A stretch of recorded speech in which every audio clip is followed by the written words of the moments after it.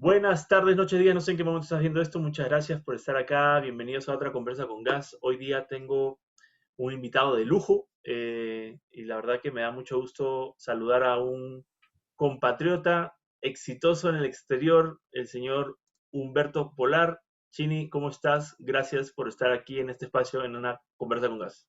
Hola Gastón, qué gusto conversar contigo ahora. Un saludo a todos y nada, feliz de estar acá en este espacio que has creado que está muy bueno. Chévere. Mira, yo la verdad a Chini uno lo conoce a lo lejos por su trabajo creativo. Tuve la suerte que coincidimos en Colombia un periodo y estuvimos hablándonos ahí cuando yo estaba sentado, creo que estaba cambiando de chamba, estaba cambiando de Avianca a Banco Falabella. Exactamente. Y creo que hubo un viaje ahí a Cannes, tuve la suerte de ir a Cannes y nos encontramos allá también. Yo, de ti, digamos, ¿de qué no se podría hablar de publicidad contigo, Chile? O sea, en algún momento uno de los 7 creativos más exitosos en el mundo, creo que sí, había un ranking por ahí Un ranking que- de Business Insider en el 2013. Qué bueno, pues chévere, aunque tú sabes cómo son los rankings, ¿no? A veces son un poco arbitrarios, pero contento de haber estado ahí. sí. Eran los 25 creativos más importantes del mundo en el año 2013 y a mí me escogieron en el puesto 7. Y digamos, para los que no conozcan quién es Humberto Polar, ¿tú cómo llegaste a la publicidad, hermano? O sea, porque el camino de muchos a veces es como curioso. ¿Cuál fue el tuyo? Sí, o sea, la verdad el mío fue completamente azaroso, casual. Yo no, mira, hasta el día que yo fui a la entrevista de trabajo para mi primer trabajo publicitario, yo no sabía que existía un puesto que se llamaba creativo. De hecho, cuando el que me entrevistó y me dijo que era para creativo, yo me reí, yo creí que era una broma. Porque Pero te estabas, eh, pero te estabas entrevistando para qué puesto entonces. para redactor creativo, Ah, ¿no? ok. O sea, pero, o sea, no sé, pues es como si me dijeras redactor pensativo, ¿no? O sea, redactor Ya. creativo, me parecía muy raro que se utilizara la Redundante. palabra como no, más que nada como un sustantivo cuando para mí siempre ha sido un adjetivo, ¿no? O Ya. sea, tú dices de una persona, esta es una persona creativa y entonces este es un adjetivo al sustantivo persona o este es un ingeniero creativo, es un artista creativo, es un músico creativo, pero no, este es un creativo. ¿Entiendes? O sea, Claro. pero, y te cuento, ¿de dónde venía? Yo estudié literatura y lingüística en la Católica, en la Universidad Católica del Perú. Yo soy código 82, o sea, imagínate, hace bastante atrás en el siglo pasado que empecé a estudiar. Y nada, mis intenciones no eran muy claras de qué iba a hacer en el mundo laboral. Un lingüista normalmente es un investigador y Sí. bueno, la literatura la usas más para ser profesor, ¿no? Y bueno, o sea, yo escribía, pero también yo seriamente tenía la intención de ser un músico profesional y había empezado a tener estudios privados y después, bueno, entré a estudiar con Jorge Madueño paralelamente a cuando estudié en la universidad, estudié con él en su escuela de música que se llamaba Antara. Entonces, tenía la intención de ser músico, pero el primer trabajo, no el primero, en realidad el segundo que yo tuve, el primero fue profesor, ¿no? Ya. Profesor de jefe de práctica o profesor de academia Sí. preuniversitaria. ¿Te acuerdas que eso Sí. era el destino de todo estudiante de primeros años, ¿no? Sí. Pero el trabajo más serio que tuve fue porque mi papá fue director general de producción de Panamericana Televisión muchísimos años. Ya. Bueno, mi papá llegó a ser presidente de Producciones Panamericanas, pero él tenía, digamos, una carrera ya muy larga en producción y en ese momento estaba produciendo una telenovela que competía en el horario de las 8 o sea, la franja era Carmín y esta novela que se llamaba La Casa de Enfrente. Estoy hablando del año 85, o sea, épocas muy, muy, muy antiguas. Pero tuvo una crisis de libretos, estas cosas que pasan en la televisión y Sí. necesitaba urgentemente Ahí. escritores, o sea, Sí. escritores. Claro. En realidad no era para yo escribir el argumento de una novela, porque eso lo escribía una gran escritora de eso, que se llamaba Queca Herrero, ¿no? Que era un símbolo, pues una señora argentina, ella ya falleció hace muchos años. Entonces, era trabajar en el equipo de ella para hacer diálogos. Entonces, ese fue mi primer trabajo donde yo tenía algún tipo de ingreso constante y un poco más decente que ser profesor de academia. ¿Ya? Y empecé a escribir diálogos, o sea, empecé a escribir por encargo, digamos, ¿no? Ya. Hasta entonces yo sí me había cachueleado. Acuérdate que tenía 21 años, tenía 19, 20, y entrando a los 21, toda esta época. Me había cachueleado como periodista, escribía algún artículo para La República o para cosas por encargo, pero esto fue como un trabajo donde me metí al mundo laboral, digamos, de las comunicaciones. Y fue un trabajo que duró unos meses, unos 6 meses, y era interesante, o sea, me pagaban bien para lo que yo era, que era un chico, ¿no? Sí. Pero me di cuenta que había un futuro laboral en la redacción, pero no había decodificado todavía a la publicidad como un lugar donde podías llegar a hacer eso. ¿Tú podrías Entonces, decir que ya decodificaste a la publicidad? ah, es que se recodifica cada cierto tiempo y cuando crees que ya lo has entendido todo, no hay manera de agarrarla. Viene otro Pero revolcón. claro, no había entendido cómo se hacía, no sabía cómo se hacía. La publicidad para mí era un misterio. ¿Ya? Y no era que me interesaba mucho tampoco, te soy muy sincero. O sea, era como, tú sabes que en el mundo de las comunicaciones la gente piensa que hasta escribir una novela era más glamoroso que trabajar en publicidad en esa época para mí Ya. en mitad de los 80, ¿no? Cuando se me acaba el trabajo de la televisión, me quedé sin trabajo y básicamente ya me había ido de mi casa, o sea, ya pagaba gastos. Dije, ¿qué hago? O sea, volver a periodista o volver a profesor, no, simplemente, y estamos hablando del año 86, o Ya. sea, primer gobierno de Alan, todavía no se había desatado la La, gran la inflación, pero crisis. ya íbamos para allá. Bueno, entonces me llega una oportunidad de entrevistarme en una agencia de publicidad y voy a esa entrevista donde te digo que ahí me entero que existía el trabajo de redactor creativo, ¿no? Y me hacen un par de pruebas, mostré lo que había escrito y nunca había escrito un anuncio. Había escrito poesía, había escrito artículos, había escrito un montón de cosas, y yo las llevé pues pensando que quería ver mi nivel de redacción, pero parece que eso les impresionó lo suficiente para darme mi primer trabajo. Entonces me encuentro con la publicidad, pero claro, o sea, lo que yo llegué a trabajar en esa época en una agencia que era la agencia más grande del Perú, que se llamaba ProPerú, ¿no? En Ya. ese era una agencia, tenía la cuenta de Inca Kola, del Banco de Crédito, de Laibe, de Bueno, todas Industria las grandes Agroalimentaria, marcas, sí. las más grandes marcas químicas suizas, no, tenía una cantidad de cuentas. Y entonces, pero lo que se hacía de publicidad masiva y bueno, la publicidad que se hacía ahí, a mí no me gustaba nada. Yo decía, esto no tiene nada de creativo. Y entonces cae en mis manos por esa época un anuario del Club de Creativos de Sao Paulo, que se había quedado ahí de alguien que había pasado por ahí. Y después encontré así, hurgando en la oficina, unos cassettes del Clio y un Ya. libro del One Show, esos que se compraban como referencias. Entonces me pongo a devorar, mientras hacía mis cosas, mi comercial de Astra, con la letra de la canción de Pedro el Untado y ese tipo de cosas, ¿Ese lo ¿ya? hiciste tú? No, eso lo hizo un colega mío, un gran amigo. Él hizo la primera campaña, Quinto Consejo se llama. Pero yo tuve que escribir, digamos, los remakes o sea, el Ya. follow-up Ok. de la letra del jingle, ¿me Ya. entiendes? Y eran cosas que, sinceramente, las hacía por oficio, pero no me parecía que había necesitabas un gran talento para hacer una cosa así, ¿no? Pero ahí es donde, o sea, digamos que metafóricamente así en el turno de noche, es que leía estos libros de gran publicidad del Clio, del One Show, del Anuario del Club de Creativos de Sao Paulo, y yo digo, caramba, hay otra publicidad, hay otra cosa que yo no veo ni en esta oficina, con todo respeto, ni en la publicidad local, ni en ningún lado. De repente, esto nos va a ayudar a cerrar la pinza de lo que te voy a contar.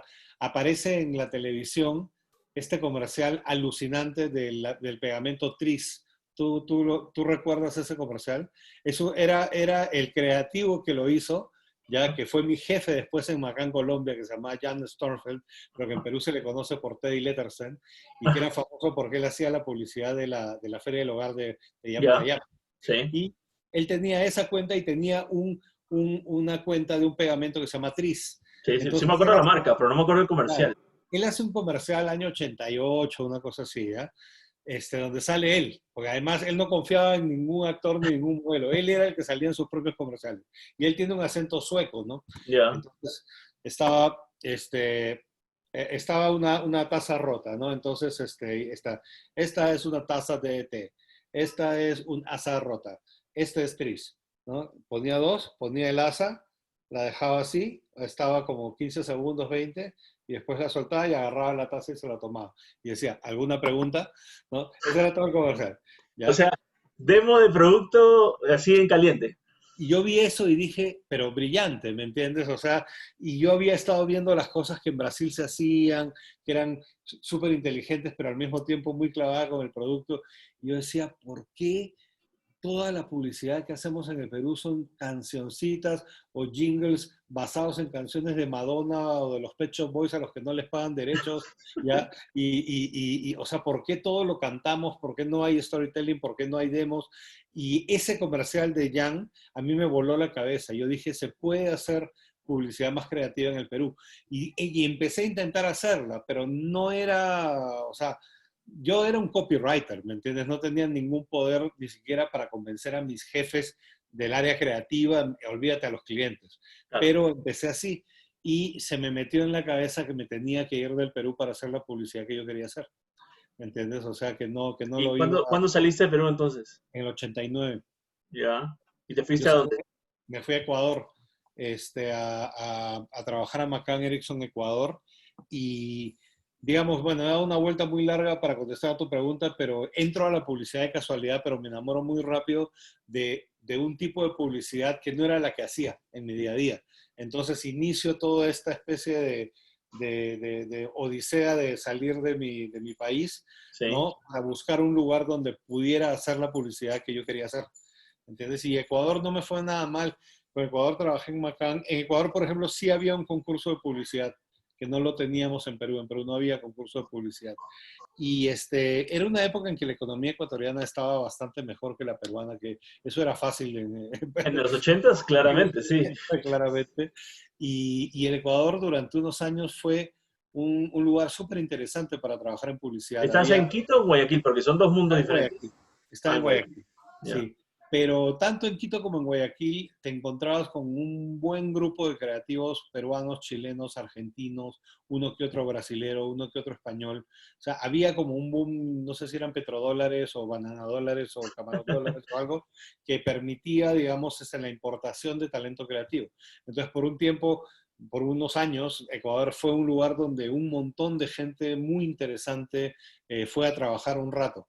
¿Me entiendes? O sea, en el caso peruano, allá fue Isabela Falco, allá fue Quinto Cejo, allá fue Robbie Ralston, allá estaba Diana Núñez de Smolich, Abel Aguilar llegó por allá, ¿me Ya. entiendes? O sea, todas son personas con las que yo de alguna manera trabajé. Y también había colegas chilenos súper interesantes. Entonces, en Ecuador se formó algo muy inspirador, por lo menos diferente a lo que yo sentía que en el Perú no se hacía bien, ¿ya? Y ahí yo logré hacer cosas que me empezaron a dar experiencia de la publicidad que yo quería hacer, la publicidad creativa, la publicidad que te retaba, que no te aburría, te da ganas de verlo otra vez, sea desde un demo, desde algo muy humorístico o algo muy, no sé, muy emocional. Y en Ecuador salí de McCann Erickson porque fundé con el que era el presidente de McCann, una agencia que hoy es la agencia más importante de la historia de la policía ecuatoriana, que se llamaba Maruri Gray, ¿no? Con Jimmy Maruri y con Eduardo, que es su hijo y que fue, digamos, con quien yo levanté esa agencia. Teníamos 25 y 24 años o algo así, ¿me entiendes? Chibolos. Sí, súper, o 26, 25, y levantamos en un año de la nada una agencia que se convirtió en un boom, en un fenómeno de la publicidad ecuatoriana y regional, te diría. Y todo ese ADN de ganar premios y de tener publicidad súper creativa y de, o sea, que la publicidad creativa sea tu trademark, eso sí lo tuvimos claramente en Maruri y todavía existe, que Maruri es la agencia más Pero, premiada del pero Ecuador. entonces, tú has fundado bastantes compañías, digamos, bastantes agencias de, bueno, vamos a decir, de renombre, porque eh, SSP3 en Claro, Colombia, o sea, claro, esa es mi agencia. Yo la fundé con SS con Sokolov, Samper, Sokolov, Samper, Polar y tres socios que había en ese momento minoritarios. Pero después entró Lowe, ¿no? Que después Lowe se juntó con Mullen, entonces sí, ahora es Mullen Lowe SCP3, pero la agencia nació en el año 96 llamándose Sokolov Samper Polar Mora porque teníamos un socio en esa época que se llama Rafael Mora. Entonces, sí, fundamos, es otra agencia histórica en Colombia, ¿no? Y claro, sí, la fundamos después, yo de Marudi, mi viaje ahí duró un año, o sea, yo en Ecuador duré 4, pero en Marudi duró un año y medio, más o menos porque, o sea, Macán me hizo una propuesta que no podía rechazar para ir a manejar Coca-Cola a Colombia. ¿Me ya, entiendes? Entonces ahí, o sea, acuérdate, nunca pierdas de la primera motivación por la que yo salí, ¿no? Del Perú, y es sí, porque yo claro. quería hacer la publicidad. Publicidad, sí, claro, Yo quería estar en un cassette del Clio o de Cannes o en un libro del One Show. Eso es lo que yo quería hacer. ya, Y me di cuenta que Ecuador podía lograrlo, pero de pronto, estando en Colombia, un mercado más grande incluso que el peruano, sí, ¿no? Más desarrollado, donde se filmaba, se hacía comerciales en film, de la producción era, yo tenía una oportunidad mejor y fui a manejar Coca-Cola en McCann Erickson en Colombia. Y allí conocí a Francisco Samper, con quien después me asocié. Y allí Jan Stornfeld, el que había hecho el comercial de la tacita, que es un peruano sueco, pero que no sé cómo llegó allá como vicepresidente creativo de Macán, Colombia. Y él hizo unas campañas históricas, siempre en su estilo de ser él el que salía de los comerciales. Hay una campaña que tú que vives en Colombia, pregúntale a alguien de mi generación, la campaña de Swift, de Chevrolet Swift, de María Elena. Es una campaña de radio, ya, donde era él, por supuesto, porque nunca le iba a dar la locución a nadie más, contando unas historias de una pareja que tenía que se llamaba María Elena, que siempre terminaban en algún beneficio del Chevrolet Swift. Y eran unas no, historias poéticas. Jan, y bueno, me encanta tener la oportunidad de hablar un poquito de él porque creo que la publicidad peruana lo tiene que descubrir y valorizar. Él, por supuesto, está más allá del bien y del mal ahora. Él trabajó en Brasil en DPZ. O sea, toda esa escuela le viene de haber trabajado con Washington Oliveto en un escritorio frente a frente, ¿me entiendes? O sea, realmente un creativo seminal para entender la publicidad creativa en el Perú, así sea que su influencia nos tocó a muy poquitos.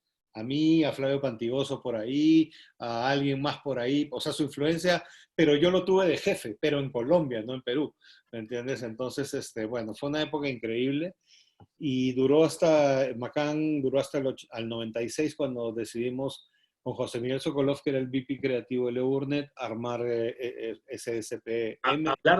hablar contigo es puta, o sea, yo creo que toca hacer varias conversas como para sacarte todos esos conocimientos y anécdotas de la historia de la publicidad en tantos países. Eh, Claro. Tú ves la publicidad hoy, porque obviamente, digamos, uno piensa en publicidad y los que no están metidos piensan en Mad Men, piensan en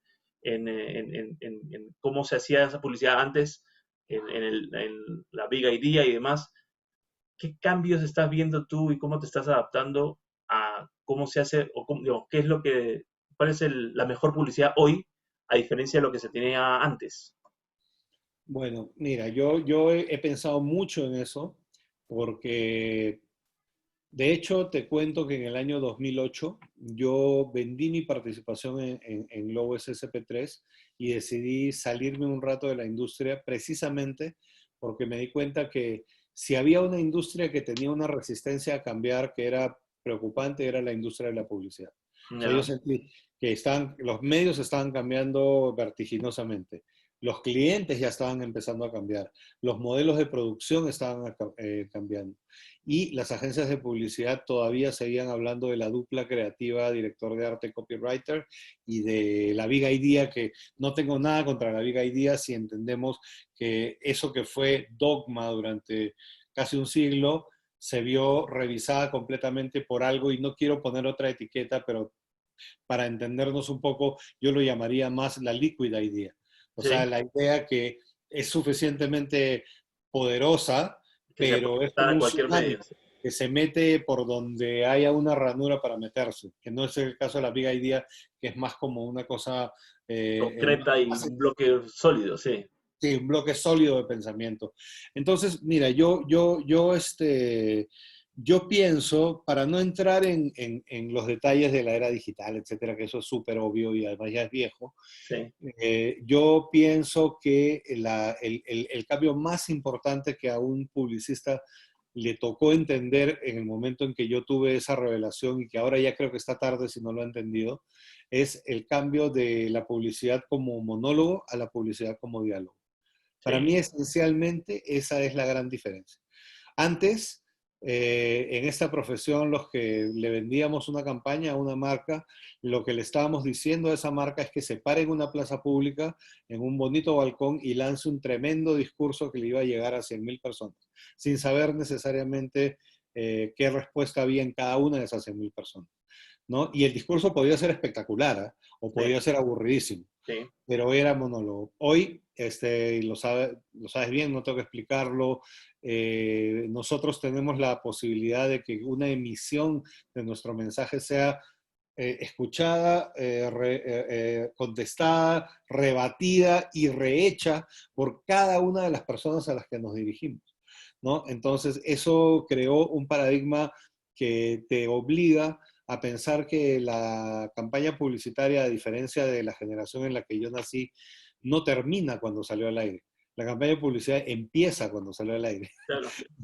Y empieza el trabajo creativo, empieza el trabajo de las iteraciones, empieza el trabajo de entender cómo vas adecuando el mensaje, la capacidad de autocrítica para no amarrarte a la idea dogmática de la Big Idea, sino a cómo esa idea se va moldeando con las circunstancias.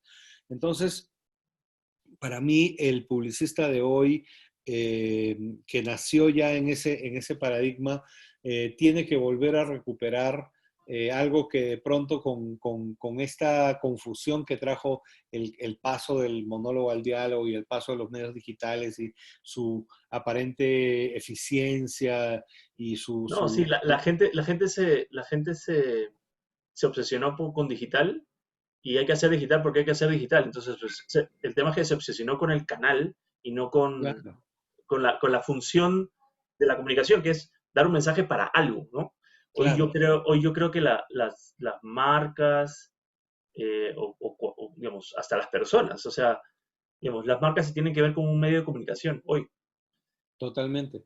O sea, y entonces el rol de la creatividad sigue siendo, y de pronto ahora más que nunca, imprescindible para el éxito, pero la creatividad mutó. O sea, ya la creatividad no consiste en que también bajas una idea de una abstracción a una ejecución que tenga un storytelling. Hoy hay mil formas de hacer que esa idea tenga diferentes expresiones, y eso también es creatividad. O sea, yo por supuesto me encantaría que todo siga siendo tan fácil como cuando ponías una historia maravillosa de la que todo el mundo hablaba, ¿no es cierto? Me encantaría, pero no es así, lo cual no quiere decir que eso no funcione. Eso puede funcionar, pero Sí, tienes que entender que la manera de distribuirla, la manera, o sea, yo siempre que estoy mirando métricas y tengo la oportunidad de trabajar directamente con algunos clientes que tienen, o sea, tienen prácticas de medición, de muy robusta, sí. métricas muy, muy rigurosas. O sea, y yo me doy cuenta que digo, ¿de qué te vale un mensaje maravilloso si efectivamente no consigues que te vean después de los 3 segundos? O sea, no consigues, ahí está, no, nadie te está mintiendo. Y entonces de pronto es lo que tú dices, no hay que insistir en que el digital va a ser el milagro y que después los números te van a dar la razón. Hay que empezar a combinar cosas, ¿no? O sea, de pronto el viejo PR sigue siendo una manera muy fuerte de ayudar a que una campaña que sale por medios digitales tenga el hype que hace que la gente la quiera ver, ¿no es cierto? De Sí. pronto todos caemos persiguiendo este santo grial de los influencers cuando los influencers al final no son buenos en sí o malos en sí. Es a quién vas a usar para que sea el embajador de tu marca y qué tan creativamente lo puedes usar, que sea auténtico, ¿no? Y que todo eso es medio, o sea, es medio para. Yo Sí, creo que y ya estamos, y ya se está hablando de este concepto hace rato también, todo el tema del propósito, o sea, ¿por qué coño uno existe? ¿Por qué uno está acá? ¿Por qué tu marca es relevante? ¿Y por qué a mí debería importarme un carajo que exista una marca de X y Z, producto o servicio?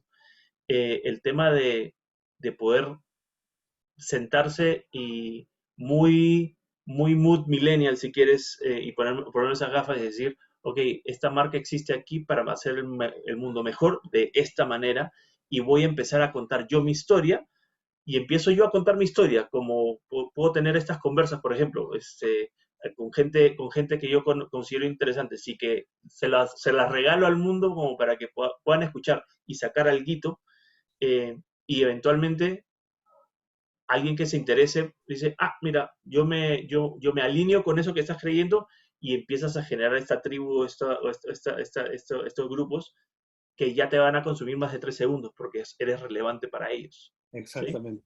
O sea, creo que ese Y es hoy esa es la manera. Y digamos, sin desmerecer todo lo que tú dices, obviamente, o sea, la otra vez estaba hablando con un amigo que me pasó una charla de, no me acuerdo cómo se llama un canadiense, creo que hizo el análisis de más de 5.000 casos EFIs en Estados Unidos. ok, Y ponía como un decálogo de qué es lo que hace efectivo una campaña.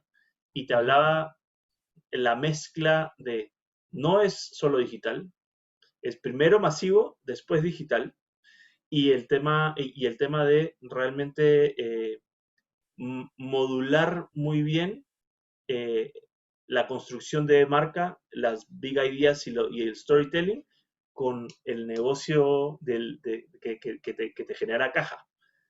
claro. Porque finalmente, si no, hoy por hoy estamos en el mundo del zero base budget, o sea, entonces ahora cualquier campaña no es que ya tienes un presupuesto, tienes que justificar cualquier cosa que tú vayas a hacer. A ver, esto, ok, ¿cómo me impacta en el bottom line? Y eso creo que a muchos, algunos no tanto, pero a muchos sí les está costando, pues porque finalmente es como, o sea, tengo que hacer un caso de negocio cada vez que quiero hacer una campaña de branding. O sea, vamos a sacar una campaña de branding y me dices cuántas tarjetas voy a colocar.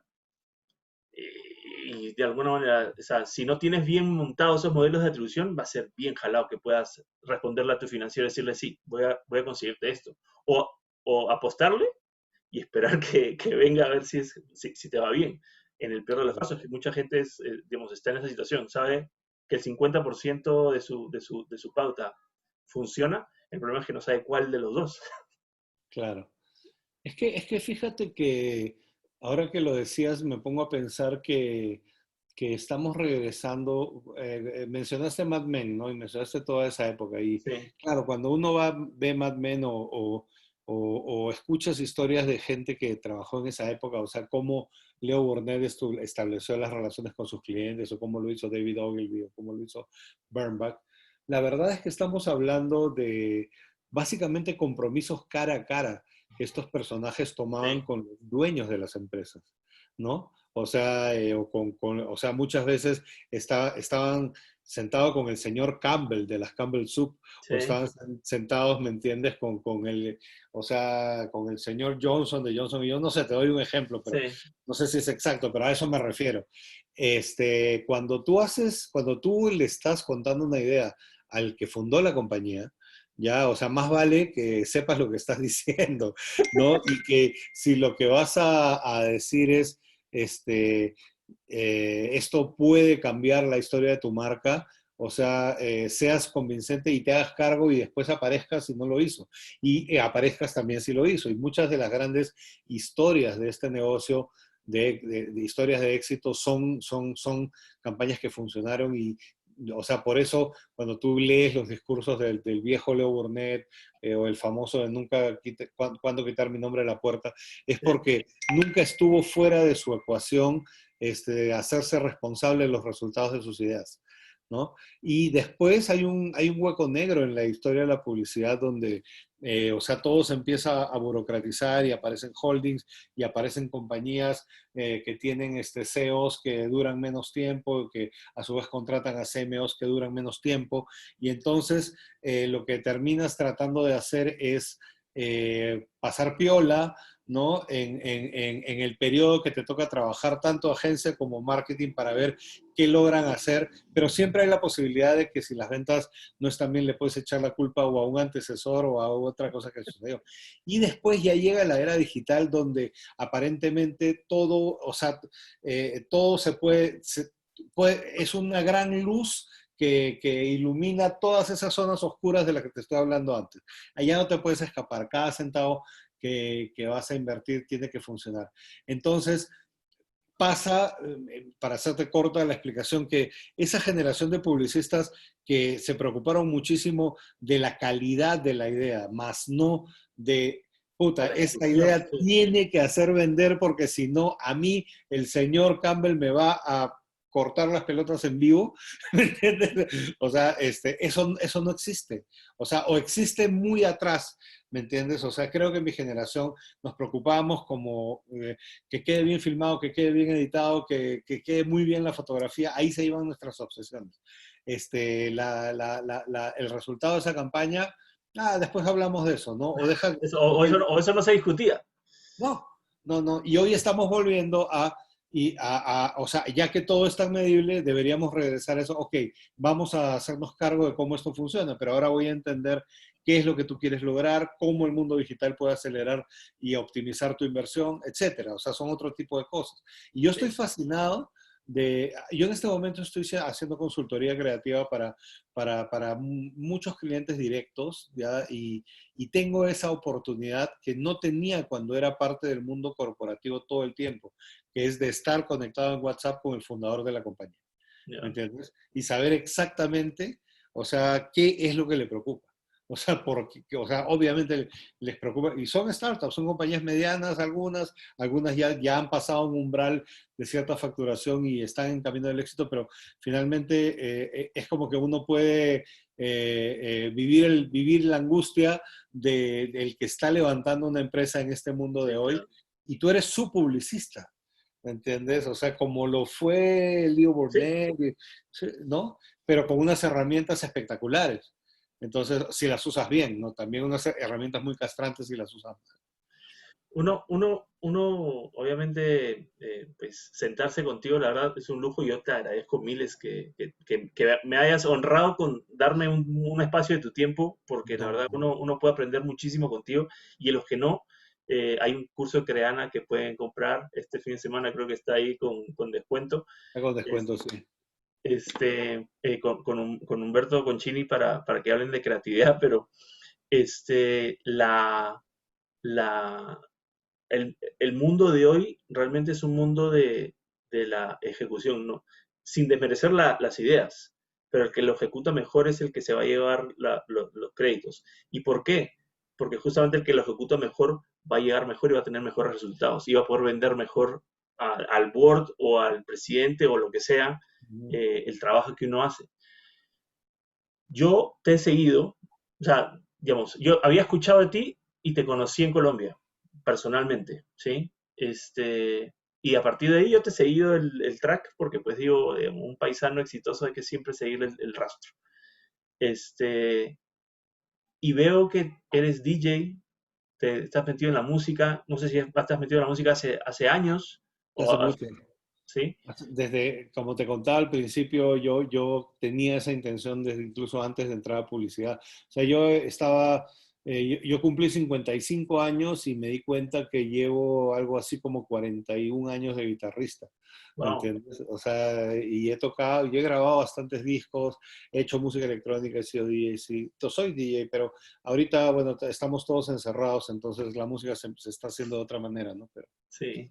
sí. Porque digamos, esas mezclas como curiosas me parecen súper interesantes, ¿no? Una persona que estudió literatura, que Ujú, le gusta la música, que es publicista y ahora hace consultorías directas a grandes compañías. O sea, creo que me parece como si fuera una sopa donde le metes un montón de ingredientes y que termina bastante sabrosa. Porque la gente me dice, no, Gastón, tú eres psicólogo, pero trabajas en marketing y les parece loquísimo. A mí me parece como completamente natural, porque del lado de la investigación, trabajar con clientes de marketing y terminar en una silla viendo, digamos, siendo responsable de la estrategia de marketing y comunicación de las compañías, entendiendo al consumidor, pues y yo me imagino que después cuando tú unes esos puntos de tu carrera o de tu recorrido, dices, pues sí, o sea, funcionó y la verdad que ha generado frutos. Es bastante curioso cómo uno termina haciendo lo que, digamos, finalmente los puntos los puedes unir tú y racionalizas todas las cosas y generas ese camino. Hoy, eh, ¿cuál es el reto más berraco, como dicen aquí en Colombia, para poder hacer publicidad que realmente funcione? Porque dependiendo de la geografía también, uno de alguna forma puede identificar, y tú que has estado viendo, has pasado por varias geografías, ujú. porque a mí se me quedó mucho cuando estaba en Falabella, haber trabajado pues con Silvana Musante, que es la gerente de marketing del banco allá, y ella exponer mucho, argumentando contra pues el tipo de publicidad que se hace en Chile, ¿no? Entonces, no es que la publicidad en Chile y en Perú son completamente diferentes. Allá son más, ¿cómo decirlos? Tradicionales. En Perú tienes que ser entretenido, porque si no la publicidad no conecta. Aquí en Colombia la publicidad tiene que ser emocional, si no, no conecta. Este, ¿Tú crees que esos son estereotipos o finalmente hay un poquito de eso en cada geografía en la que te ha tocado pasar?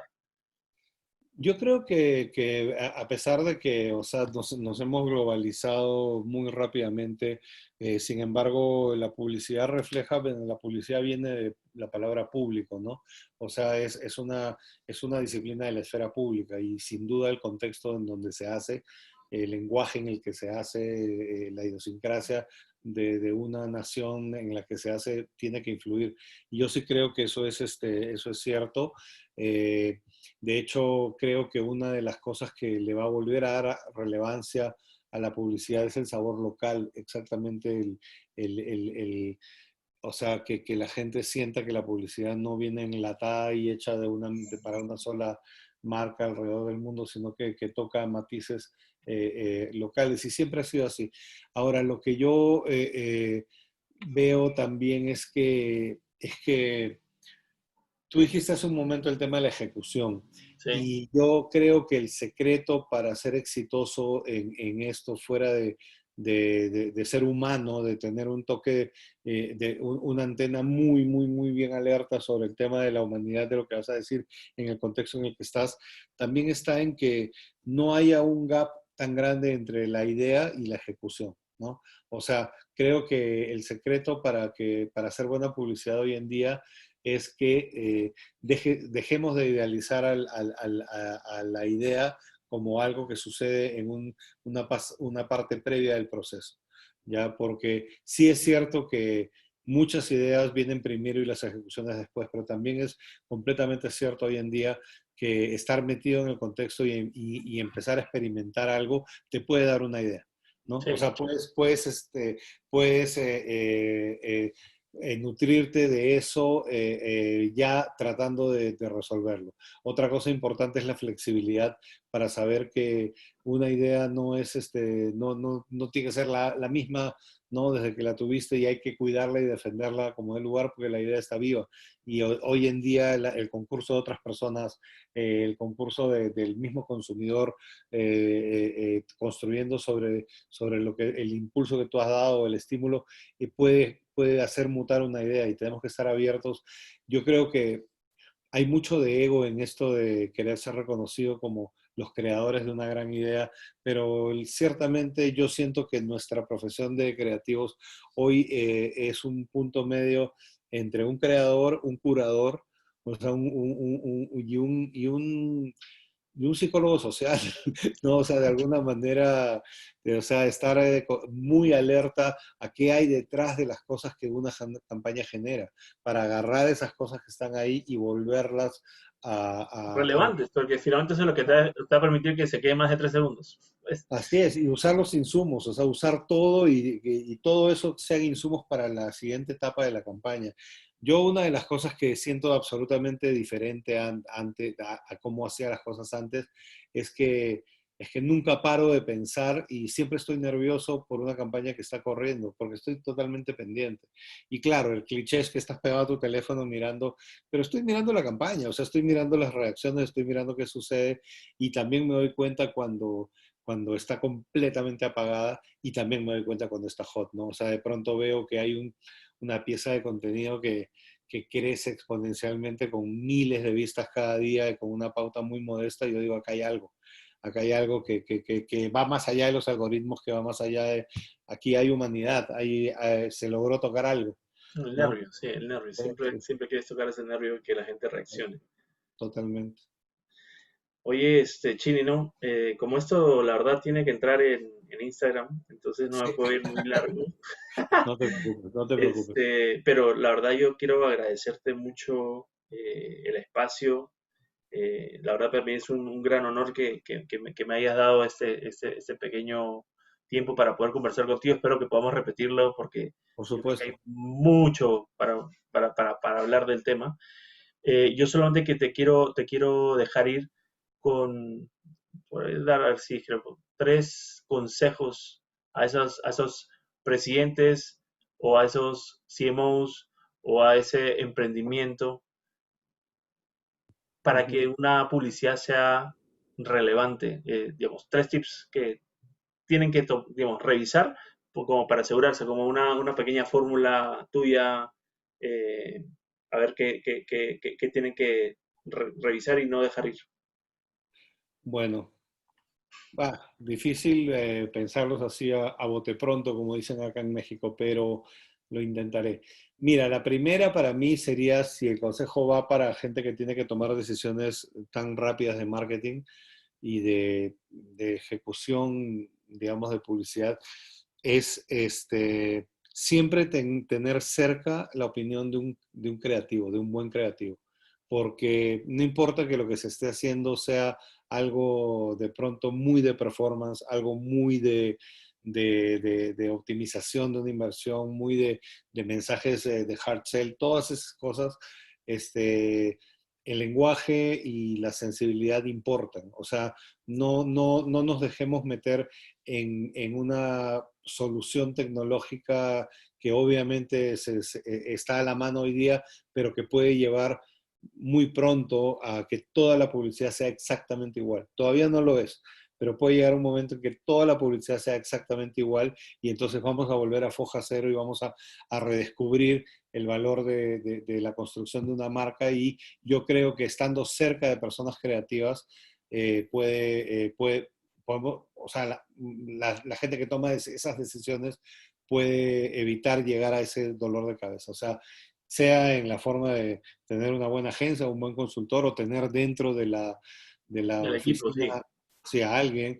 O sea, la vez pasada leí con mucha sorpresa que el gobierno griego ha contratado a un publicista de origen griego, uno de los fundadores de la agencia BCSP en Londres como director creativo de Grecia, o sea, del país.